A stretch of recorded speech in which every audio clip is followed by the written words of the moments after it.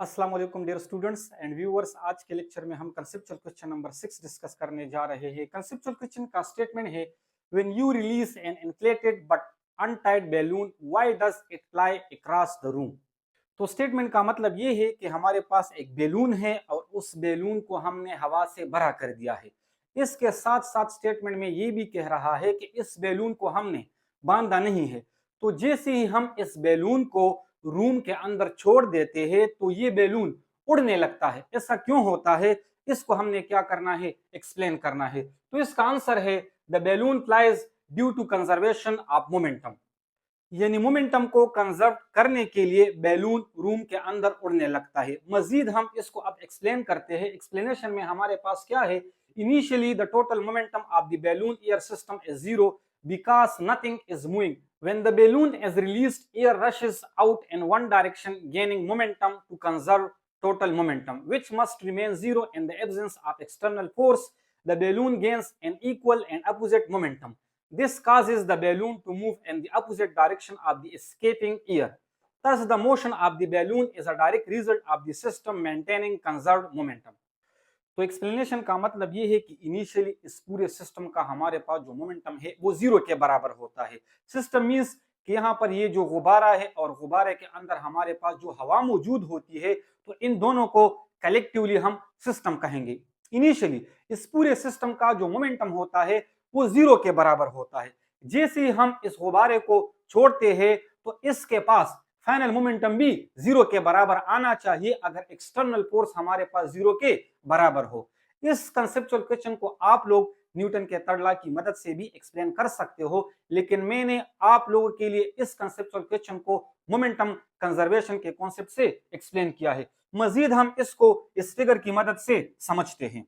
Let suppose ये हमारे पास एक गुब्बारा है और इसके अंदर हमारे पास हवा मौजूद है और इसका ये जो ओपनिंग है इसको हमने बांधा नहीं है। तो इनिशियली छोड़ने से पहले अगर हम इस सिस्टम को देखें तो ये रेस्ट में होगा। अगर रेस्ट में होगा तो इसका इनिशियल मोमेंटम जीरो के बराबर होगा। जैसे ही हम इस गुब्बारे को छोड़ते हैं तो इस पर एक्सटर्नल फोर्स किसी ने नहीं लगाया है, यानी एक्सटर्नल फोर्स हमारे पास जीरो के बराबर है।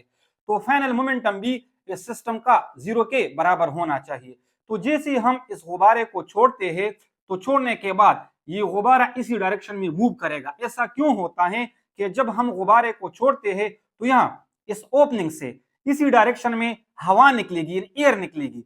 जब एयर निकलेगी तो एयर के पास इसी डायरेक्शन में वेलोसिटी आ जाएगी। अगर वेलोसिटी एयर के पास आ जाएगी तो इसका मतलब ये हुआ कि इस एयर के पास मोमेंटम आ चुकी है। अब अगर एयर के पास मोमेंटम मौजूद है तो हमने तो यही पढ़ा कि फाइनल मोमेंटम भी हमारे पास जीरो के बराबर होना चाहिए।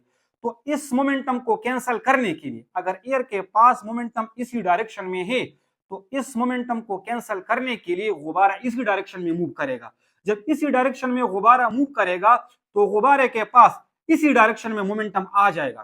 तो जितना मोमेंटम इस डायरेक्शन में एयर के पास मौजूद है तो इतना ही मोमेंटम गुब्बारे के पास इसी डायरेक्शन में मौजूद होगा। तो ये दोनों मोमेंटम एक दूसरे की इफेक्ट को क्या करेगा, कैंसिल करेगा। तो इसका मतलब ये हुआ कि अब इस सिस्टम का फाइनल मोमेंटम भी हमारे पास क्या है, जीरो है। अगर गुब्बारे के पास मोमेंटम इस डायरेक्शन में मिसाल के तौर पर 10 किलोग्राम मीटर पर सेकंड है और एयर के पास इस डायरेक्शन में मोमेंटम 10 किलोग्राम मीटर पर सेकंड है, तो ये दोनों एक दूसरे की इफेक्ट को कैंसिल करके फाइनली भी हमारे पास इस पूरे के पूरे सिस्टम का जो मोमेंटम होता है वो जीरो के बराबर आ जाएगा। उम्मीद करता हूं कि यहां तक आप लोग इसको समझ चुके होंगे। इसीलिए ये गुब्बारा आगे की तरफ मूव करता है क्योंकि यहां पर इससे हवा निकलती है।